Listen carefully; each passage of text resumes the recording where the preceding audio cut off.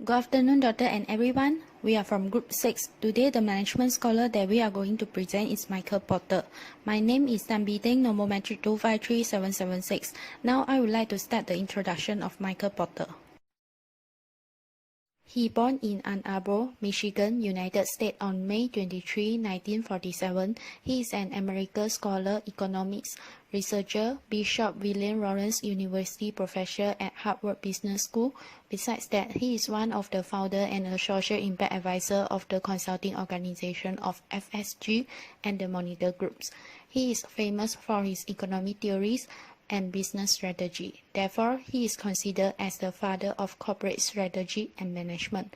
He is one of the most prominent professional and management gurus in the field of competitive strategy of this century. In 1969, Michael Porter started his training and the first graduation was at Princeton University with BSc honors in aerospace and mechanical engineering. In 1971, he obtained a highly distinguished MBA and graduated from the Harvard Business School. In 1973, Michael Porter obtained his business economy PhD from Harvard University in the United States. The early work of Michael Porter was on the company strategy and industry competition, where he advocated the use of economic theory to establish a more comprehensive view of competition in the industry. Throughout the years, he published more than 18 books and over 130 articles. For example, Competitive Strategy in 1980, Competitive Advantage in 1985, Competition in the Global Industry in 1986, and The Competitive Advantage of Nation in 1990. There are many management theories involved in his publication, such as the Five-Force Model, Value Change Model, Diamond Model, Four-Corner Model, Generic Strategy, and the Hypothesis. All of these are recognized by all management organizations in the world. In addition, Michael Porter has received a lot of awards in his research over the years. For example, he is a 7-time magazine award winner for the Best Harvard Business Review Article of the Year, and he is the most cited scholar in business and economy today. My name is Lok Pei Ching. I will share about Porter 5 forces. Porter 5 forces designed by Michael Porter in year 1979. This theory is useful to understand the strength of the current situation of an institution and to remove error in business. Porter 5 forces including supplier bargaining powers, buyer bargaining powers, competitive rivalry, threat of substitution, and threat of new entrants. Supplier bargaining power is an assessment on how the supplier can easily raise the cost. This is affected by the factors like the number of suppliers on each key input, the uniqueness of the products, the strength of suppliers, and cost to switching from one supplier to another. Buyer's bargaining power. Buyer's bargaining power is an assessment on how easily it is to decrease the price for consumers. This is motivated by the number of market purchasers, the value to the institution of each individual customer, the cost to the purchaser from chasing from one supplier to another. The third one is competitive rivalry. It is important to know who is your competitors. Competitive rivalry based on the figure on your rival and their powers. Many competitors offering almost same products. This will reduce market attractiveness. On the other hand, if nobody else does what you do, then you can have large power and a healthy profit. Threat of substitutions. If there are similar substitute goods within the market, the risk of customer switching to another product will lead to price increase. This will reduce the motion of both manufacturers and competitiveness of the market. And the last one is threat of new entry. Profitable market attract new entrants, which can affect economic growth. Unless they have barrier entries like patents, government legislation, or capital needs, so the profitability will decline to the competitive level. Now I will continue with the application of Porter 5 forces. The first one is application in airline industry. This focuses on threat of new entry. It is possible to look at the risk of new entrants to the airline business as low to medium. Due to the liberalizations and the feasibility on banks, investor and aircraft manufacturer leasing options and external financing, new doors are being opened for potential entrants.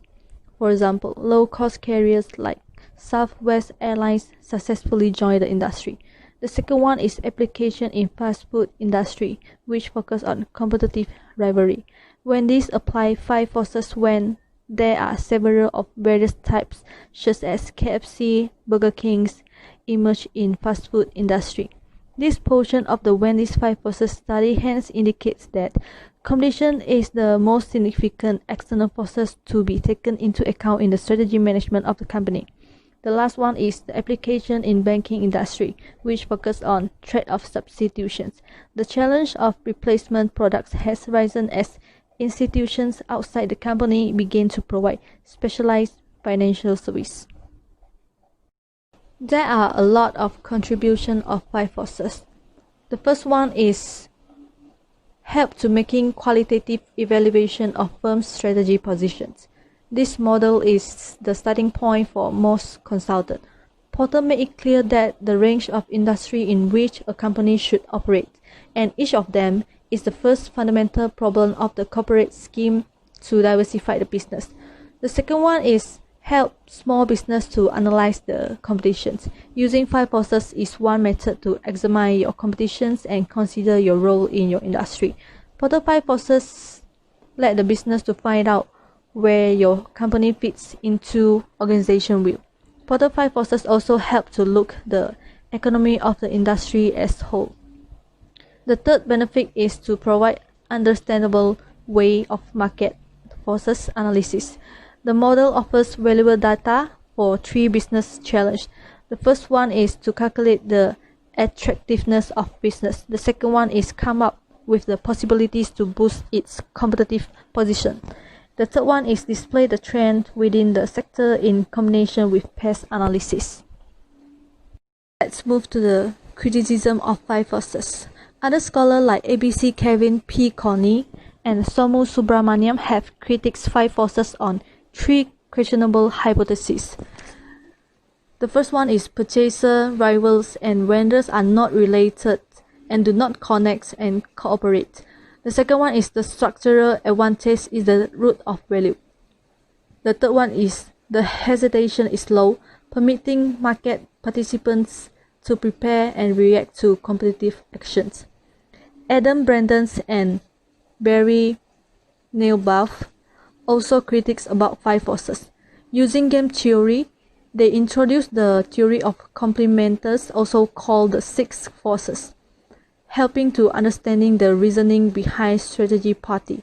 The effect of complementary goods and service already on the market are known as complementers. Suggestions. Porter 5 forces is a too general framework because it just gave a list that an organization can be beneficial, detrimental. So it suggests that the organization can use 5 forces and other framework like SWOT tools and past analysis. SWOT analysis can use to analyze the both internal and external element, while past analysis can examine outside factors. My name is B. Chui, metric number 254819. Now I will continue with the Porter 4-corner model. Michael Porter published the 4-corner model in the Harvard Business Review of 1979 and in his book, which is the Competitive Strategy Technique for Analyzing Industry and Competitor in 1980. Porter 4-corner model is a forecasting tool designed by Michael Porter to help analyzing competitor actions. It emphasized that the goal of competitive analysis should always be to generate insight into the future. Unlike other predictive models that rely mainly on the company's current strategy and capability to determine future strategy, Porter model also requires understanding the motivations of competitor. The way of understanding the competitor internal culture, value system, attitude, and assumptions help determine the competitor response in a given situation. Therefore, this can make a more accurate and realistic response. This figure shows that the Porter four-corner model is divided into four corners, which are driver, management assumptions, current strategy, and capability. These four corners are also divided into two categories, which are motivation and action. In Porter four-corner model, driver and management assumptions are classified into the motivations. Firstly, driver help to understand the competitor goal, which are strategy and tactical, its current performance and market position relative to the objective to determine the competitor actions. This help predict how competitors will respond to external force and the likelihood that they will change their strategy. The driver could include the financial goal, corporate culture, organizational structure, leadership team backgrounds, external constraints, and business philosophy. It evolves to determine what motivates the organizations. Next is the management assumptions. The perceptions and assumptions of the competitor about themselves, the industry, and other companies will influence their strategic decisions. Analyzing these assumptions can help determine the bias and blind spot of competitor. This corner includes determining the perceptions of the strength and weakness of the competitor, their organizational culture, belief about the goal of the competitions. If a competitor speaks highly of your competitions and has a fair trial of industry force, he is likely to be prepared to deal with any threats to his positions. Besides that, competitors who have a misunderstanding of industry force are unlikely to respond to potential attack. Besides that, current strategy and capability are classified into action part in the Porter four-corner models. Firstly, for the current strategy, the strategy of a company determines the way of the competitor compete in the market. However, there may be a difference between intended strategy and the realized strategy. The intended strategy is the strategy that planned by the company as stated in the annual report, interview, and public statement. Moreover, the realized strategy is the strategy that the company follows in practice as evident by acquisitions, capital expenditure, and new product development. Therefore, it's very important to determine the current strategy of the competitor and how it actually operates. If the current strategy achieves satisfactory results, it is reasonable to assume that competitor can continue to operate in the same way. Next is the capability. Capability is directly related to the company's ability to execute strategy plans. The capability are reflected in the inherent ability of competitor to launch or respond to external force. Although they may be motivated to initiate strategic actions, their effectiveness depends on their capability. Its strength will also determine how competitors respond to external threats. Organizations with extensive distribution network may launch attacks through their channel, while financially strong companies may break through lower price. Capability could include market skill, ability to service channel, skill and training to workforce, patents and copyright, financial strength and leadership quality of CEO. This is a very important part of the analysis because a company may have a large track driver but not the capability to deliver, which is very different from a company with less ambitions but highly efficient executions. Next is the contribution and benefit of Porter four-corner models. Firstly, it tries to understand the psychological aspect of competitive behavior. The Porter four-corner model considers the factors such as motivations. Motivational factors are often overlooked, but they often become key drivers of competitive behavior. Companies usually not aware of their competitor but generally understand the strategy and capability of competitor well. Aggressive competitor can usually prove to be more competitive than larger but less motivated competitor. The model is unique because it insists on considering hidden factors. These hidden factors include culture, history, executive, consultants, the background of the board of directors, goal, value and commitments, as well as management's beliefs and assumptions about the effectiveness of the market. Besides that, companies have the ability to predict competitive behavior. By striving for the same information as the decision maker of the competitor, the company should be able to predict competitive behavior to a certain extent. By looking at the competitor capability, that is what can be done, and the underlying internal factors, which are motivation and strategy, the company can improve its predictions of competitor behavior. Next, I continue with the portal generic strategy. Portal generic strategy is a business management theory that developed by Michael Porter. Michael Porter published the Portal generic strategy in his book, which is the Competitive Strategy Technique for Analyzing Industry and Competitor in 1980. Portal generic strategy is known as the dominant paradigm in strategy management and marketing literature. Michael Porter proposed 3 generic strategies, which are cost leadership, differentiation, and focus, that interface with the Porter 5 competitive force. This can put the company ahead of other competitors in the industry. Porter stated that a company focuses on best performance by choosing one of the 3 strategies to concentrate on. Otherwise, there is a risk of wasting the company's precious resource. Although combining multiple strategies are not impossible, but it is difficult to implement due to the combination of cost leadership and product differentiation. This is because of the potential conflict between cost minimizations and the additional cost of value-add differentiation.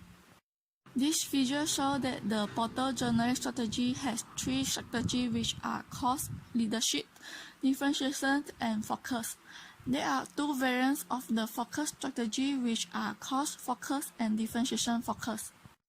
The cost leadership and differentiation strategy seeks competitive advantage in a broad range of market segments, while focus strategy aims at cost focus or differentiation focus in narrow market segments. The specific operation required to implement each generic strategy vary from industry to industry, as do generic strategies that are feasible in a specific industry. Although choosing and implementing a generic strategy is never easy, but there are logical ways to gain a competitive advantage and must be explored in any industry. Lastly, for the cost leadership, it may be the clearest of the 3 generic strategies.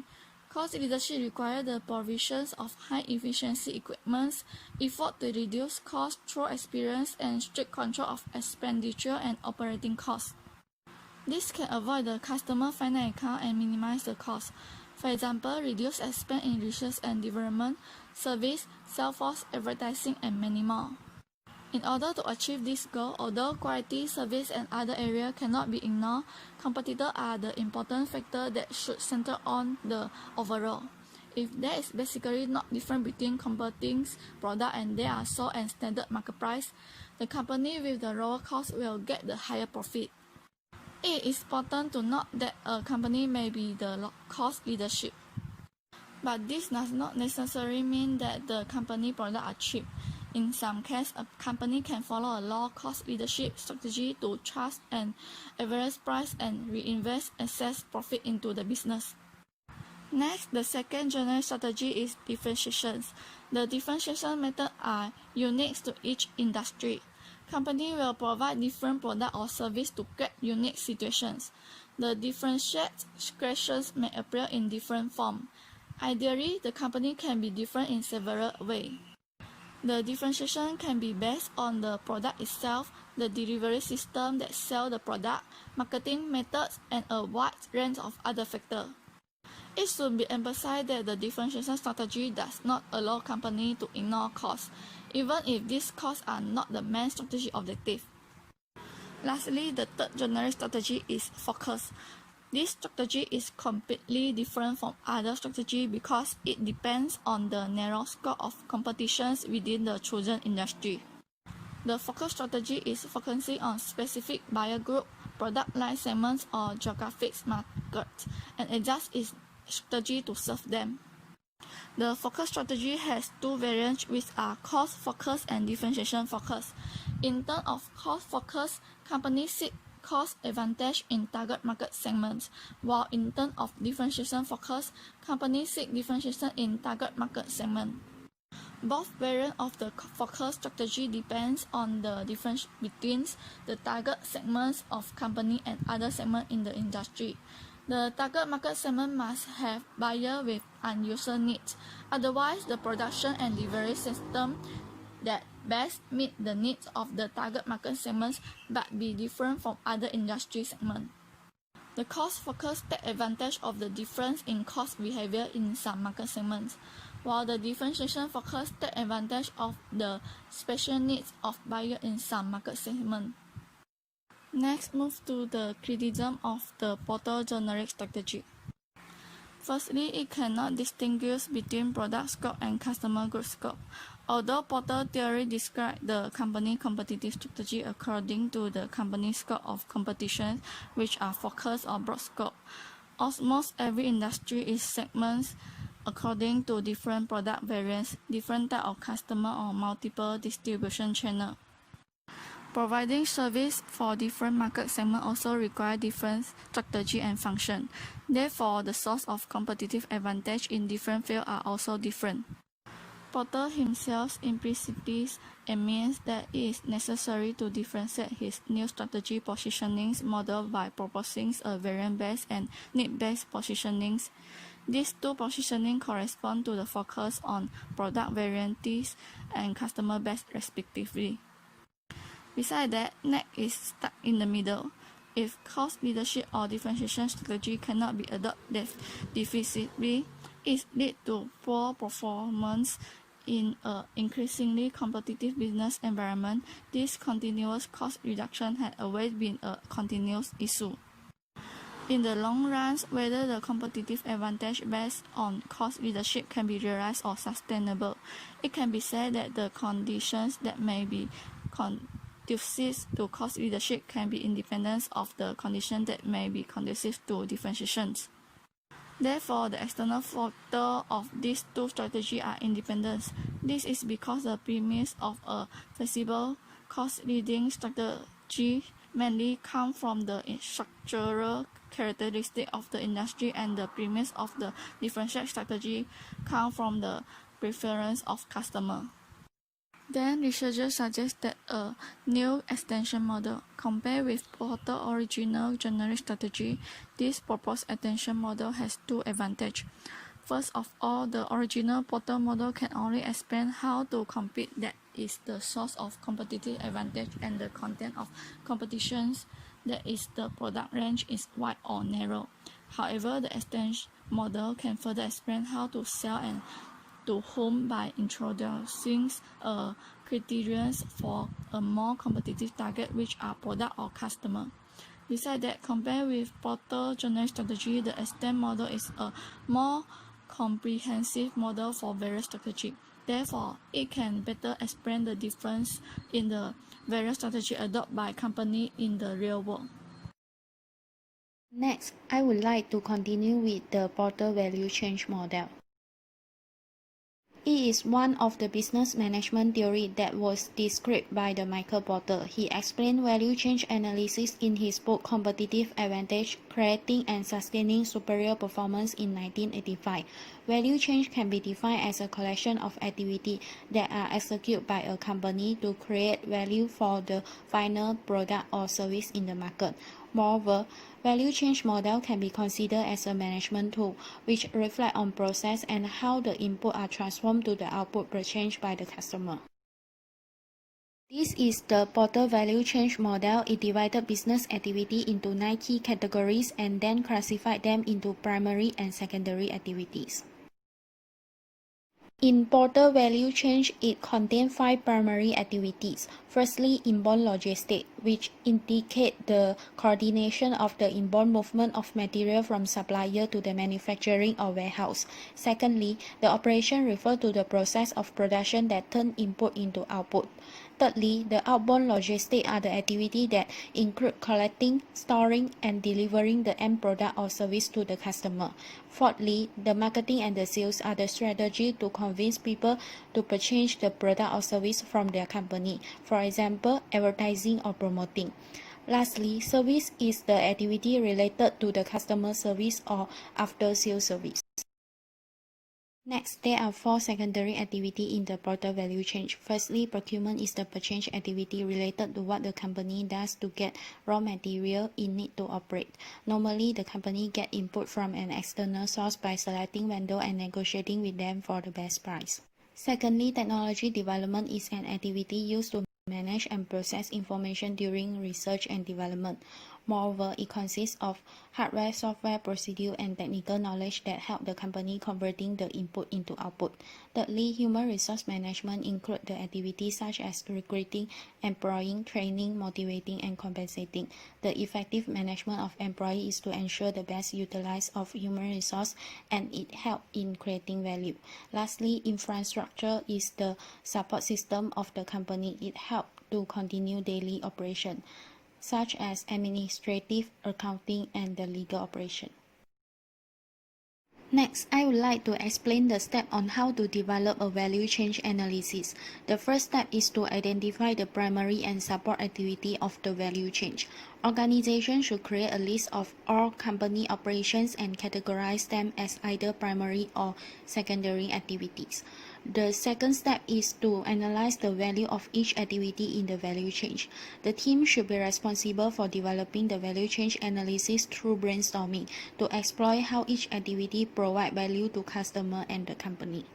The third step is to analyze the cost of each activity in the value chain. Organizations should analyze the raw material and labor costs incurred in manufacturing or providing service. This might help to examine the cost effectiveness of each business activity in the value chain. The last step is to identify opportunities to gain competitive advantage. Organizations should determine where the company is going and where improvement can be made in operation. Next, porter value chain has been applied in the manufacturing industry. For example, top growth company apply the value chain model in its production process. They start to get raw material from the vendor and then operate by using the raw material to produce some valuable products. Apart from this, it has been applied in retail industry such as Walmart. They apply the theory to track every action in the entire process from group productions to warehouse management and delivery to clients. It has also been applied in the higher education. University apply this theory to create difference and value and determine which activity they should perform in order to gain a competitive advantage. Next, I would like to present contribution and benefits of porter value chain. It helps company to differentiation. It allows the company to compare their activities with its competitors, so they're able to differentiate their product to boost customer value and competitive advantage. Besides that, it provides the low-cost advantage for the company. It makes it easier for the company to decide the cost driver of each operation. Thus, company able to execute the cost improvement strategy and without reducing customer value at the same time. In addition, it helps to improve the flow of raw material and products. It helps company effectively distribute product to the consumer, which may give the greatest value to the end customer and increase profitability of the company. Next is the criticism of porter value chain. The people critiques that applying this theory is time-consuming as they require a complete analysis and planning of all company business operation. Nonetheless, researchers suggest that using automation software to perform value chain analysis, it helps the company automate time-consuming process to reduce the time consumption of the employee, while it can increase the production and efficiency of the company. For example, she suggests to use which can give a particular job to someone and establish workflow automation, but it will not perform analysis without the employee permission. My name is A. Chen, metric number 253844. Now I will continue with diamond model. The diamond model is a diamond-shaped framework focused on national competitive advantage. The model helps to explain the reason why a nation is able to have the competitive advantage and succeed in particular industry over other competitors in global competitions, and why do some nations having an environment that enable companies to improve and innovate faster than competitors. This figure shows the framework of the diamond model. In diamond model, there are 4 main determinants, which are factor conditions, demand conditions, related and supporting industry and firm strategy, structures, and rivalry. Besides the four determinants, the role of government and chance also included as a factor affecting the functioning of the determinants which interrelate and complement the system of diamond model. First, let's take a look on the four main determinants. Factor conditions refer to the availability of various types of resources of the nation, such as natural resource, human resource, capital resource, infrastructures, scientific knowledge, and technological innovations. Next, demand conditions define the size and nature of the home market demand and the sophisticated demand conditions of home customer. This able to push the company to innovate, enhance quality, and upgrade the competitive positions. For instance, Japanese people experience hot, humid, and high-cost electric expenses during summer. In this case, Japanese companies have responded to the home demand conditions and invented small, quiet, and energy-saving air conditioner and achieved national competitive advantage. Related and supporting industry help in advancing innovations process and gain competitive advantage through shared technologies, skills, distribution channel, resource, input, customers, and complementary product. They're able to provide the more cost-effective input in a time-saving, efficient, and favorable way compared than foreign supplier. The next determinant is firm strategy, structures, and rivalry. For the firm strategy, it's defined as the business plan set by the company, while firm structure refers to a system that outlines how certain activities are carried out. Besides, the strong local rival able to motivate and stimulate the creations and persistence of competitive advantage. For example, in the Japanese automobile industry, fierce local competition between Toyota, Nissan, Honda, Subaru, Suzuki, Mitsubishi have made them become strong enough to compete among the nations. The role of government is the extra factor but not the main determinant. It acts as a catalyst and challenger in the national competitiveness. Government able to affect the determinants positively and negatively in different ways by implement government policy, manage trade, antitrust policy, tax policy, safety and environment standard, and other. Chance is also the extra factor which indicates some accidental events such as oil crisis, financial crisis, natural disaster, war, and other which are beyond the control of company or government. The contributions and benefit of diamond model can be used as market entry strategy to analyze global market for potential entry or foreign direct investment decision making. The diamond model can also be useful to help a company to identify the locations and time for the internationalization process. However, many criticisms received from authors and schools of thought. They have criticized that the diamond model is not applicable for all and incomplete explanations. It does not consider the attributions of the largest trading partner of the home country, not suitable for the small open economy nations, and does not take the role of multinational enterprise into account. To solve this problem, a double diamond model is developed by Ruckman, in which local and international diamond model was considered. Besides, Dunning have developed a complete system which including transnational business activity. Chu, Moon, and Kim have also developed a dual double diamond for the multinational enterprise, which have included human factors as an independent factor from physical factor to the incorporations of multinational activity. And I will proceed with the Porter hypothesis. 20 years ago, Michael Porter emphasized common knowledge about the effect of environmental regulation on business by debating that well-designed regulation could enhance productivity. Environmental regulation, such as technological requirements, environmental regulations, taxes or license for tradable emissions, enable business to contribute certain inputs like labor or capital to the reduction of pollution. In certain cases, more stringent yet properly crafted environmental regulation may cause creativity that can partially or more than completely compensate for the cost of complying with them. The figure shows the link involved in Porter hypothesis. Environmental regulation can lead to innovation if appropriately planned, which would not only boost environmental performance but also business performance sometimes. The contribution and benefits of Porter hypothesis. The first one, innovation stimulating. The Porter hypothesis states that polluting industry will benefit from environmental policies, arguing that innovations can be stimulated by well-designed and strict environmental regulation, which in turn improves the efficiency of companies or the value of the community for end users. The argument is that there is no trade-off between economic development and conservation of the environment, but rather a win-win situation.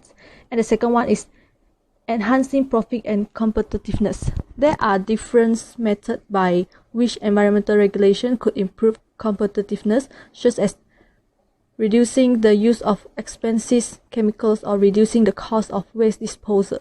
Apart from that, it also can benefit to stakeholders. This theory is not only reducing the pollution, but also increase their profit by improving their manufacturing process or improving the quality of the product.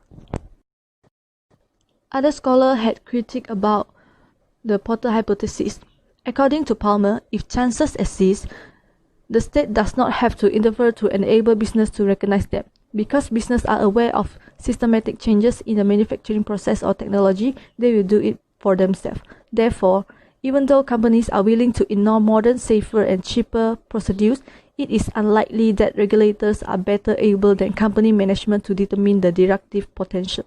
Simpson and Bradford brought forward another justification against the Porter hypothesis, illustrating that usually tougher environmental regulation will not increase the productivity of companies because government interference will rarely induce the right eco-innovations. Thus, even if tougher environmental laws help to boost competitive advantage, the same goal could be achieved more effectively by clearer and traditional policies. Wagner argued that the implicit presumption of inability to voluntarily increase their productivity through environmental innovation is another significant criticism presented to the Porter hypothesis by its opponents.